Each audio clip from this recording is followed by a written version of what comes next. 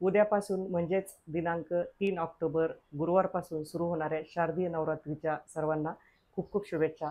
नवरात्र म्हटल्यानंतर फक्त आम्ही महिलांनी वेगवेगळ्या रंगांच्या साड्याच घालून आईसाहेब प्रसन्न होत नसतात.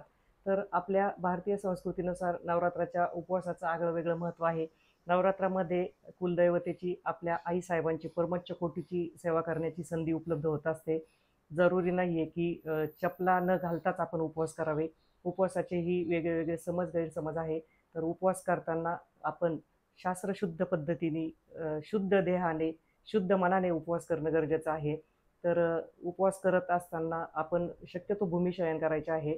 परान्न घ्यायचे नाहीये. पण जे उपवास करतात जे सेवेकरी आहेत त्यांच्या घरचं फराळ रूपाने आपण अन्न सेवन करू शकतो. कुलदैवतेची सेवा कशी करायची 9 दिवसामध्ये याबद्दलही शंका-कुशंका आहे. तर आईसाहेबांना आवडणारा सर्वात महत्त्वाचा हा जो ग्रंथ आहे दुर्गा सप्तशती, या ग्रंथाचं पठण आपल्याला 9 दिवस 9 पारायण केलं तरी चालते. अख्खे पुस्तक आपल्याला वाचायचे आहे म्हणजे एक पारायण होतं. किंवा आपण एकत्रितपणे 14 महिलांनी एका ठिकाणी बसून 7, 14, 21 याप्रमाणे कमीत कमी 7, 14 असे पारायण आपण करू शकतो. तर एकमेकीच्या इथं जाऊनही आपण वाचू शकतो. आणि त्याचबरोबर आपल्या जवळपास जर श्री स्वामी समर्थ सेवा केंद्र असेल, देवीचं मंदिर असेल, तिथंही आपण या ग्रंथाचं पठण करू शकतो. मग ग्रंथ पठण करताना असणाऱ्या शंका कुशंका, तर पठण करण्यापूर्वी काय वाचावे? तर सुरुवातीला आपल्याला स्वामी स्तवन दिलेलं आहे. एक माळ श्री स्वामी समर्थ जप करायचा आहे. 5 मंत्र म्हणायचे आहे त्यानंतर स्वामी स्तवन नंतर.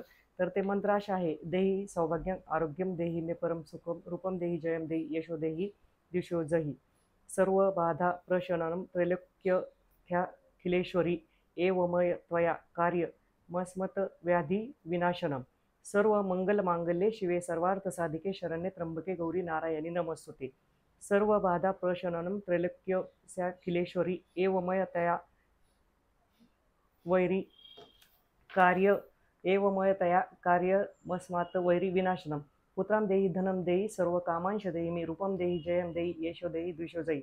पान नंबर दुर्गा सप्तशती नवीन जर आपण पाहिलं तर मला वाटतं पान नंबर 6वर अशा प्रकारचे हे मंत्र दिलेले आहे. काहीच कन्फ्युजन करण्याची गरज नाही. मग मंत्र झाल्यानंतर आपल्याला वेगवेगळे नियम इथे सांगितलेले आहे कुलदैवतेची सेवा कशी. त्यानंतर इथं स्वामी स्तवन सुरू होतंय. मगाशी सांगितल्याप्रमाणे स्वामी स्तवन नंतर प्रार्थना घ्यायची आहे आपल्याला. अवतरणिका वाचायची गरज नाहीये पाठ करते वेळी. सगळ्यात मोठं हे कन्फ्युजन आहे पाठ करताना काय काय वाचायचं. तर देव्या कवचम पासून आपल्याला सुरू करायचं आहे. देव्या कवच झाल्यानंतर आपल्याला अर्गला स्तोत्र वाचायचं आहे. अर्गला स्तोत्र झाल्यानंतर अथ किलक स्तोत्रम वाचायचं आहे. त्यानंतर रात्री सुक्त वाचायचं आहे. नंतर असे अध्याय पहिल्याप्रमाणे 13 अध्याय वाचायचे आहे.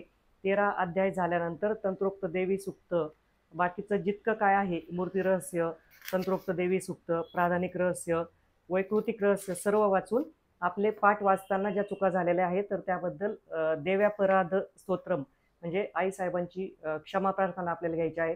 अशा प्रकारे आपण एक पारायण करू शकतो. पारायणाचे नियम असेल की काही महिलांचं म्हणणं आहे एकाच वेळी पूर्ण पुस्तक वाचायचं का, वाचल्यास शक्य झाल्यास चांगलंच आहे. पण काही गृहिणींना लहान मुलामुळे काही जर प्रश्न असेल किंवा वेळेचं मॅनेज होत नसेल तर अर्धा अर्धा आपण वाचू शकता. फक्त 12 ते 12:30 कुठल्याही परिस्थितीमध्ये वाचायचं नाहीये. वाचन पहाटे 4 पासून दुपारी 4 पर्यंत केलं तर अतिउत्तम. आणि काही जर नोकरदार महिला असतील तर त्यांनी संध्याकाळीही पाठ वाचले तरी चालतील आईसाहेबांचे. पण संध्याकाळी शक्यतो 7:30 ते 8 नंतर पाठ वाचू नये. पाठ वाचताना पाठ वाचण्यापूर्वी खाल्लेलं नसावं शक्यतो. पाठ वाचल्यानंतर जेवण केलेलं अतिउत्तम. पाठ वाचताना जांभळ्या वगैरे येत असेल, कुलदैवतेचे काही दोष असेल तर क्षमा मागली तरी चालेल. आणि कुलदैवता कुठल्या कुठल्या आहे तर ही शंका आहे आपल्याला की महालक्ष्मी, कोल्हापूरची महालक्ष्मी, तुळजा भवानी माता, अवघ्या महाराष्ट्राचं कुलदैवत असणारी माहूरची रेणुका माता आणि अर्धपीठ जे आहे तर ते वणी म्हणजे सप्तशृंगी माता आहे. वणीची सप्तशृंगी माता. तर हे 3.5 पीठांपैकीच आपली एक कुलदैवता असती. तर कुठलीही शंका घेण्याची गरज नाहीये. आपल्या आईसाहेबांचा टाक जर देवाऱ्यात असेल तर वाचनापूर्वी देवाऱ्यात बसून वाचावे. सामूहिक पद्धतीने जर आपल्याला पारायण करायचं असेल तर समोर देवीचा फोटो मांडावा, पंचोपचार पूजा करावी. वाचन झाल्यानंतर जर आपल्याला कुंकुमार्चन करायचं असेल तर श्रीयंत्रावर आपण कुंकुमार्चन करू शकतो. श्रीयंत्राची पंचोपचार पूजा करावी. चौरंगावर लाल कापड अंथरून त्यावर आपल्या ताम्हणामध्ये तांदूळ भरून त्यामध्ये श्रीयंत्र ठेवून त्याची पंचोपचार पूजा करावी. त्यानंतर देवीचे जे 108 नामावली आहे, तर ते म्हणताना अंगठ्याजवळचं करंगळी शेजारचं बोटाने अंगठ्याने आपण असं कुंकू सोडायचं आहे श्रीयंत्रावर मंत्र म्हणत राहून. ते कुंकुमार्चन विधी झालेलं कुंकू सौभाग्यासाठी चांगलं असतं.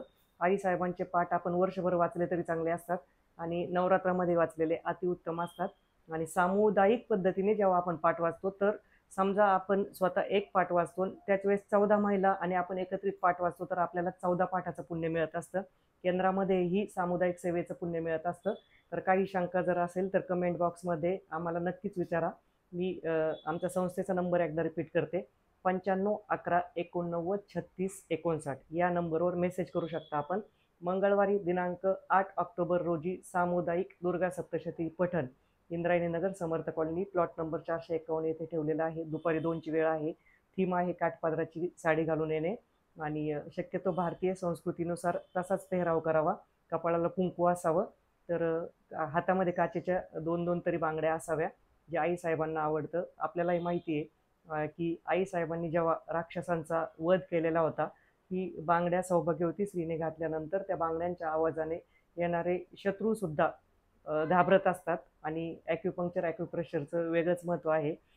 तर अजूनही काही शंका असेल तर कुलदैवतेची सेवा कशी करावी, नवरात्रात सेवा कशी करावी, आणि हो सगळ्यात महत्त्वाचं, आईसाहेबांनी युद्ध करून त्या दमून आराम करत आहे 9 दिवस. तर आपण शक्य झाल्यास कुठल्याही 3.5 पीठं म्हणा किंवा तीर्थक्षेत्री जाण्याचं टाळावं, जेणेकरून समजा रात्रपाळी केलेला व्यक्ती जेव्हा विश्रांती घेत असतो, तर त्या व्यक्तीला डिस्टर्ब करायचं नसतं. तसंच आपले आईसाहेब विश्रांती घेत असतात. तर विश्रांती घेत असताना डिस्टर्ब न करता घर बसल्या किंवा सामुदायिक आपण आईसाहेबांना आवडणाऱ्या दुर्गा सप्तशती ग्रंथाचं पठण केल्यास अतिउत्तम कुलदैवतेची आपल्याला सेवा प्राप्त होत असते. घरामध्ये सुख शांती राहत असते. चिडचिडी मुलांची जी म्हणतो किंवा कन्याविवाहाचे प्रश्न असतात, घरामध्ये आर्थिक टंचाई असतात, तर हे सगळे प्रश्न मिटून जात असतात. धन्यवाद.